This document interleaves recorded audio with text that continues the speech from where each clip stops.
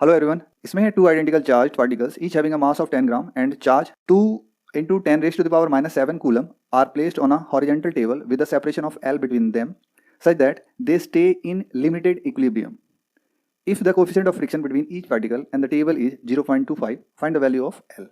ठीक है, क्लियरली क्या रखा है कि ये लिमिटेड इक्विलिब्रियम के स्टेट में, तो इसका मतलब ये होता है कि अभी ये जो बैलेंस है ये अपने मैक्सिमम स्टैटिक फ्रिक्शन के साथ बैलेंस है। ठीक है, अगर इससे थोड़ा सा भी ज़्यादा फोर्स लगा तो ये मूव करने लगेगा।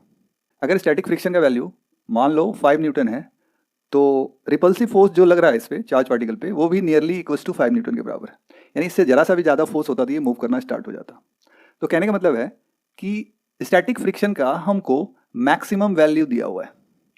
अगर मैक्सिमम वैल्यू दिया हुआ है तो हम एक फॉर्मूला का यूज कर सकते हैं, क्या है, that is equals to mu s into n. ठीक है, और ये कहीं ना कहीं बैलेंस किसको कर रहा है, तो इलेक्ट्रोस्टैटिक फोर्स को कर रहा है, जिसका फॉर्मूला होता है k into q upon r square. ठीक है, अगर ये लिमिटेड वाला कंडीशन नहीं होता तो हम इसको नहीं लगा पाते।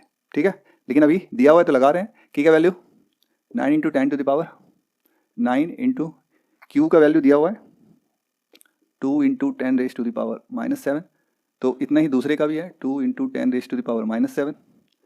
के Q1 Q2 हो गया, आर स्क्वायर जो कि L है सेपरेशन। ठीक है, और ये इक्वल है म्यू एस का वैल्यू 0.25 दिया हुआ है। नॉर्मल हमको पता है mg के बराबर होता है इस केस में। तो मास है 10 ग्राम जिसको हम kg में कन्वर्ट कर लें और g का वैल्यू 10 ले लेते हैं। ठीक है, तो सिंपली L हटा के रूट अंडर डाल सकते हैं। ठीक है, तो आ गया 3 2 12 सेंटीमीटर के बराबर हो जाएगा। ठीक है।